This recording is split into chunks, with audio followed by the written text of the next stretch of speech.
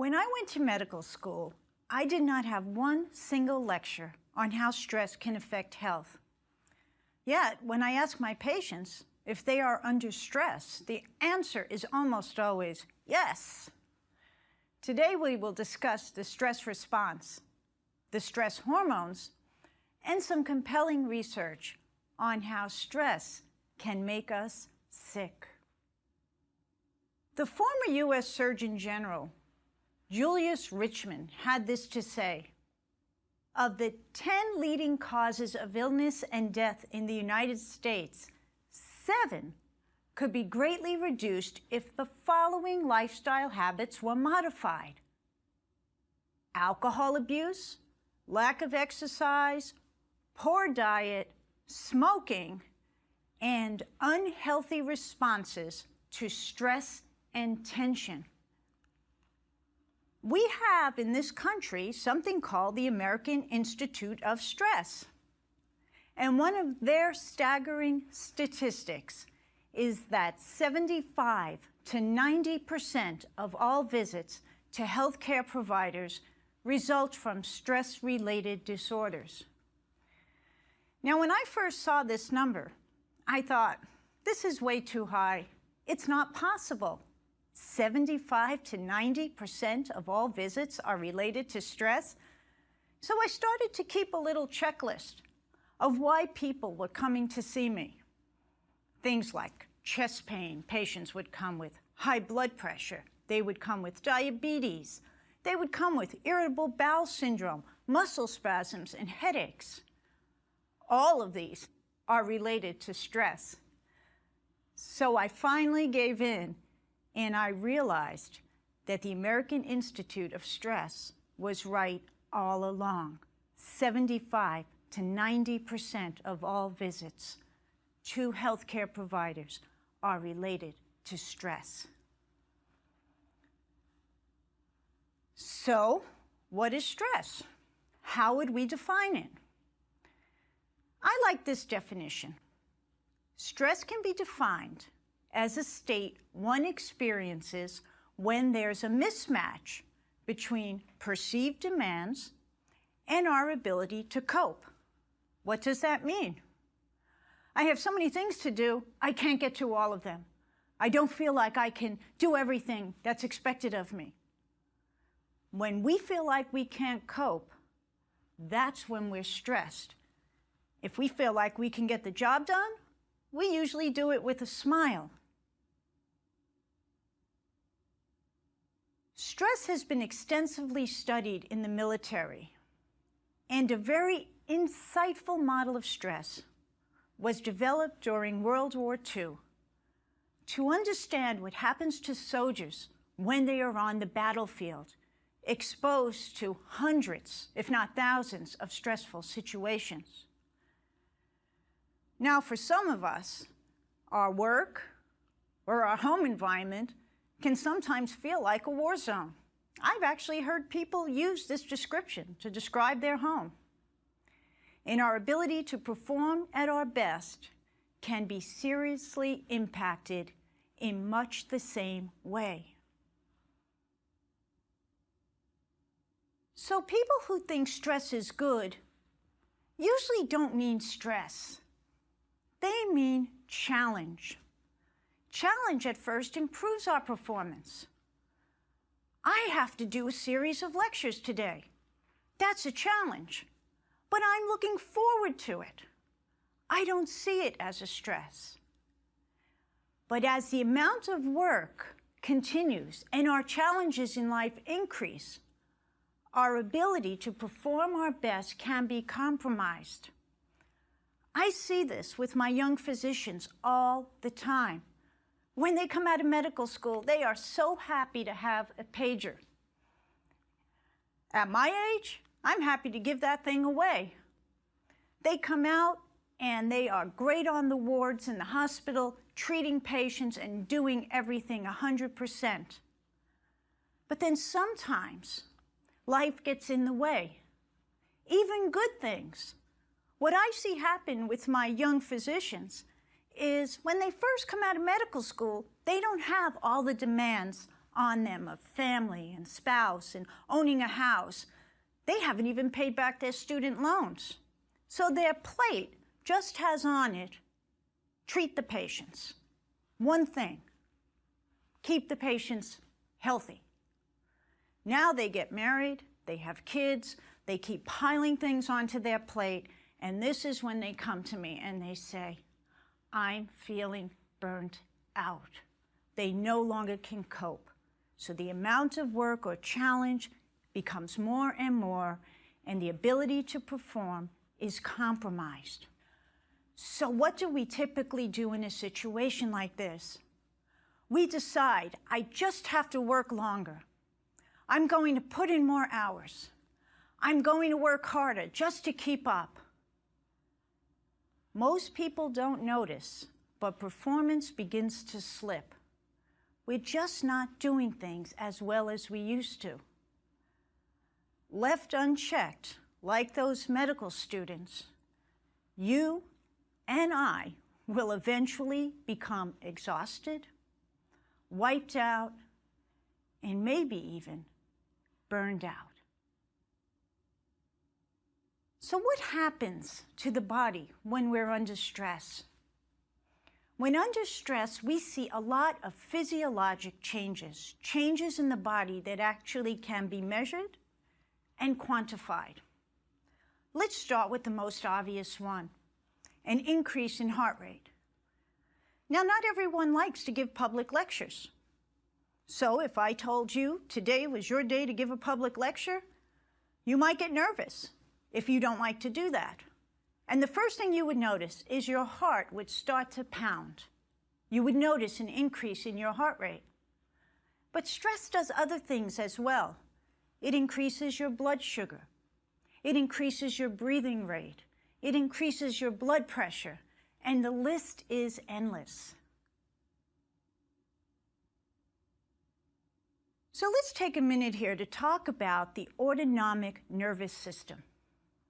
Autonomic means automatic, things that the body will do without you telling it. What's an example? You go to sleep at night and you breathe. You breathe throughout the night.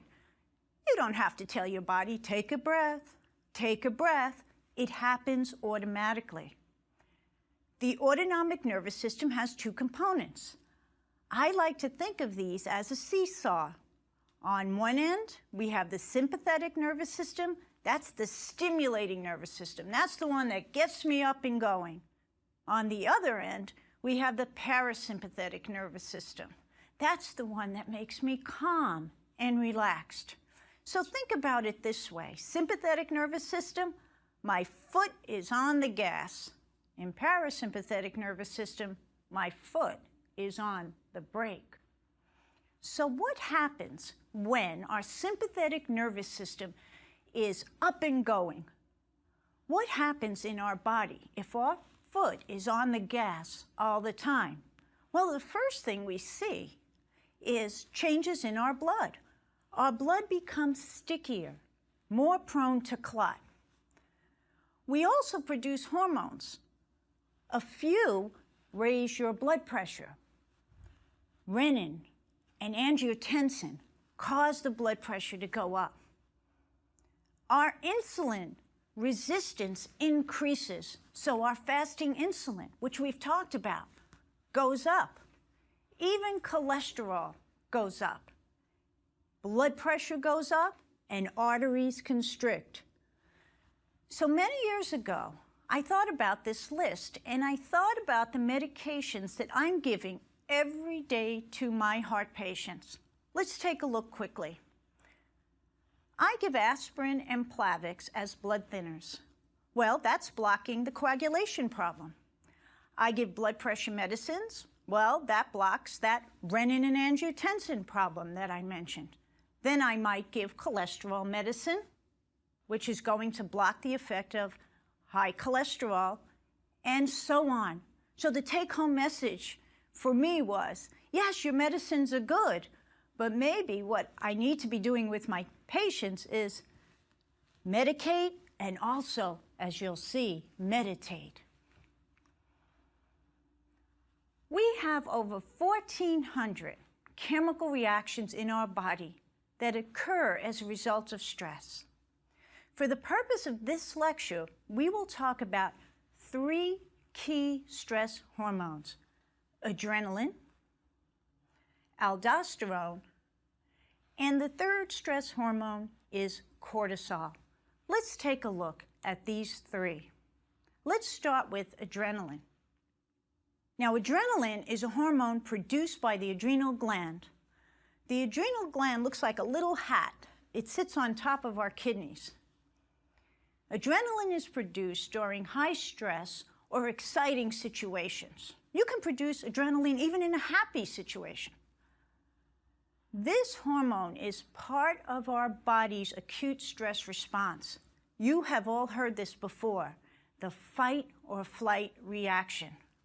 When we produce adrenaline, our heart rate goes up, our blood vessels constrict, even our airways dilate, all of which brings more blood flow to our muscles and more oxygen to our lungs.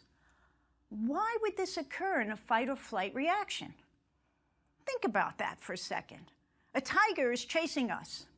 Do I need an increased heart rate? Absolutely, because I need to get blood to my muscles, because you can bet I'm running. I'm not even fighting, I'm running. So the hormone is there to help us out. Aldosterone, the second stress hormone, is also there to help us out. This hormone is absolutely essential to life because it regulates our electrolytes. Our electrolytes are things like sodium and potassium, for example. Aldosterone is also secreted by the adrenal gland, and it causes the reabsorption of sodium into the bloodstream. Now, you may be thinking, Dr. G told me sodium is bad. Why would I want more of that in my bloodstream? It's going to raise my blood pressure. I listened to that lecture. Well, that's true, but think about it in the setting of acute stress. Let's say someone has an automobile accident and they're bleeding to death. The stress hormones kick in to save that person's life. Because they're bleeding, their blood pressure is going down. So aldosterone is pulling back all the sodium to raise the blood pressure, while adrenaline is constricting the blood vessels to stop the bleeding. These hormones are crucial for our life-saving situations. So let's take a look at the third, cortisol. Cortisol is a little bit different. It is also produced by the adrenal gland, and I used to always think cortisol was bad. But cortisol is not bad. We need cortisol to release sugar into our bloodstream. Why under stress do we need sugar? We need sugar because, remember, we're running or we're fighting. So we need sugar in our muscles.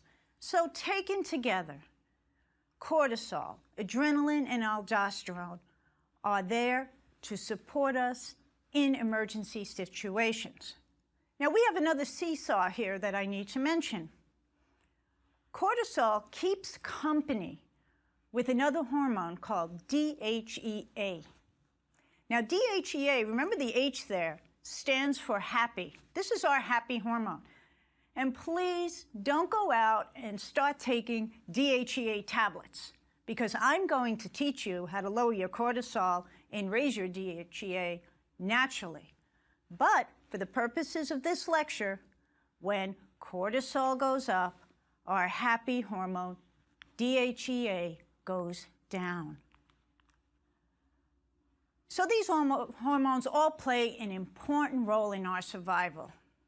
The key is that this function is triggered in emergency situations, situations that come quickly and hopefully go away as quickly. These hormones are not there for us as a way of life. But what happens if we never turn the stress hormones off? What happens if we constantly release these hormones into our bloodstream? If we never turn our stress hormones off, our blood pressure goes up. We end up with ulcers in our stomach. Our hormonal system gets affected. In men, the male hormone, testosterone, goes down. Women get irregular menstrual cycles, and we are more prone to infections and even cancer. But the story doesn't end there. Stress does not only cause physical changes in our body, stress also causes emotional and mental changes. And I bet many of you already know what these are. I don't know about you, but if I'm under stress, I find that I am not thinking clearly. The research shows that people under stress have something called cognitive inhibition, the ability to use the brain that God gave us. We don't make the best choices under stress. A perfect example. If you're feeling stressed, have you ever said something you regretted 5 seconds later? I think we all have. So stress causes us to lose our focus. It affects our mental clarity. Everyone knows it affects the ability to relax and to sleep. And when we have a lot of things on our plate and we feel like we can't cope, it even affects our self-esteem. We will absolutely feel exhausted.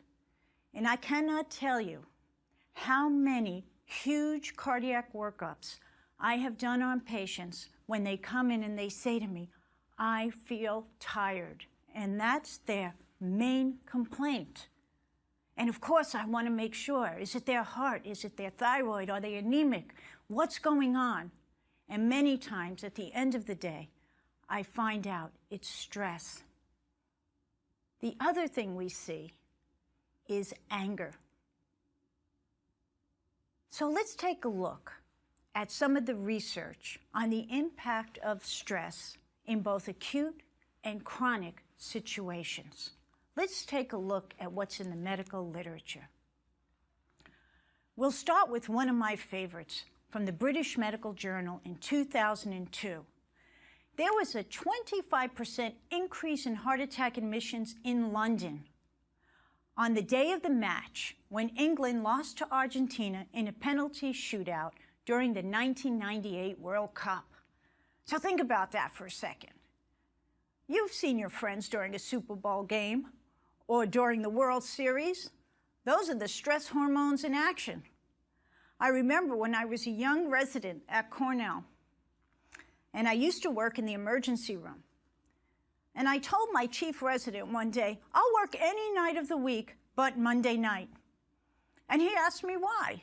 And I said, because all these guys are coming in with chest pain and heart failure, congestive heart failure, all sorts of things are going on Monday night.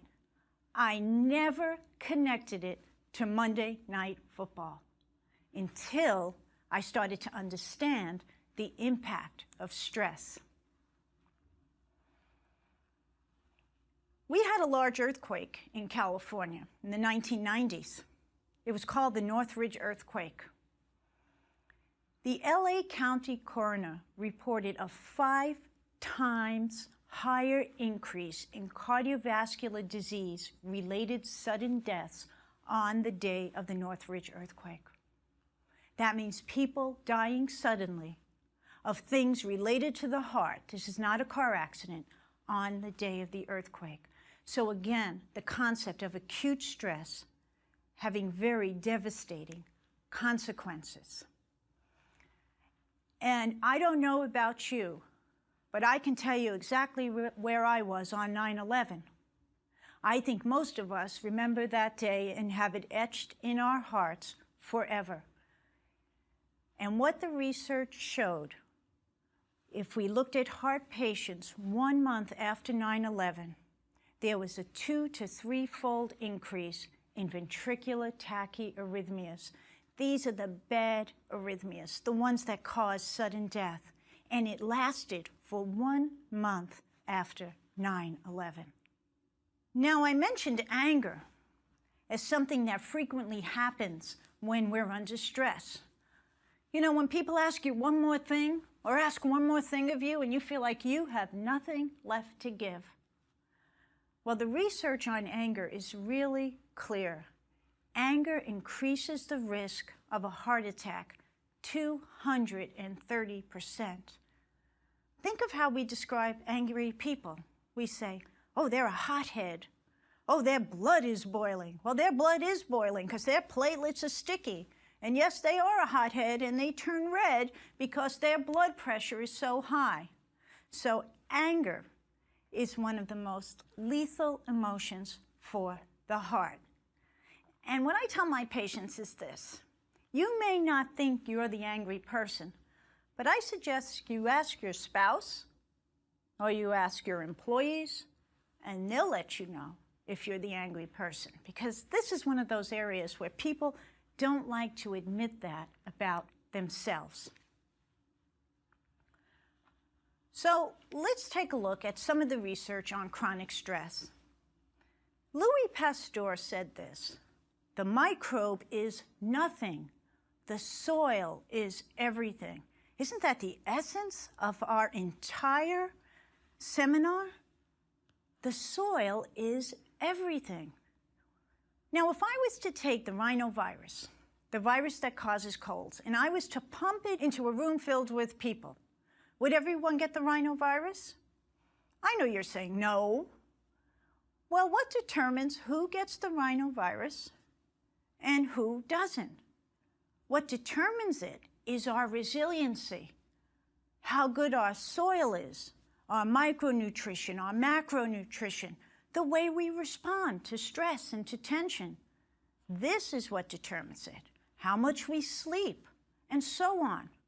So let's look at some of the research in this area. Dr. Glaser is an amazing researcher. She has done more in the area of understanding chronic stress than anyone that I know. One of her first studies was to look at what happens if we do a simple punch biopsy. Just take a little piece of skin from caregivers and from very good, well-matched controls, people who are not caregivers. It took caregivers, on average, 24% longer to heal the same wound. The way I teach it to my patients is this way. When you go on the airplane and they tell you if the oxygen mask falls, what do they say? Do they say put it on the guy next to you? No, they say put it on yourself first. Then you can help others. Well, this is the oxygen mask analogy. Caregiving is a good thing, but if you deplete yourself and make yourself physically, emotionally, mentally exhausted, it will affect your immune system. Dr. Glaser did a second study, this time looking at medical students. And she said, what if we do that same simple punch biopsy in medical students during exam week and while they're on vacation? And what she found was that it took the medical students, on average, 40% longer to heal the simple wound during their exam week. Why? Because they were under stress and their immune system, their ability to heal wounds and to fight, was affected. Now, in the fall, I give many of my patients, especially those that would like it, the flu vaccine. I never really thought about who I was giving the flu vaccine to. We offered it to everyone. But again, Dr. Glaser's work shows that if you give the flu vaccine to a caregiver who's depleted and exhausted, they may not even mount the response to the flu vaccine, meaning they don't get the antibodies to protect them. So maybe that's why so many people come in and say, wow, I had the flu vaccine and I got the flu. And we almost always say, oh, it was a different strain. And that may be true, but maybe they were under so much stress that they could not even produce the antibodies to protect them. Well, this is an interesting area of research because if we look at that seesaw again, high cortisol, low DHEA, let's take a look at what the research shows us. The first and obvious one is accelerated aging. I hate to say it, but take a look at any U.S. president when they come into office and when they leave office. That's a perfect example of accelerated aging. We know that high cortisol and low DHEA impair our memory and our ability to learn. What most people don't realize is it also causes osteoporosis. People talk all the time about their bones and they say, I have to get more calcium, more magnesium, more vitamin D. And yes, that's all very important. But you also have to factor in stress. If you are under chronic stress, it will cause bone loss. There's another sign of aging that comes with chronic stress. We lose our muscle. We have a reduction in our muscle mass. We already mentioned our immune function is affected under stress. Remember those students who couldn't heal the simple little punch biopsy? Our blood sugar goes up. Stress will make diabetes much worse. And last but not least, cortisol will make us fat. It puts weight on in our midline and weight in our hips. So just being under stress can put pounds on you. There's something else that we do when we're under stress that leads to weight gain. We tend to eat mindlessly. I know in my family, the Italians, if there's a crisis in the house, everyone goes to the kitchen. My aunt starts cooking and everyone starts eating. That's how we cope. That's how we were raised to cope. So just having high cortisol will put weight on in your midline. So today, we have learned a lot about the stress response.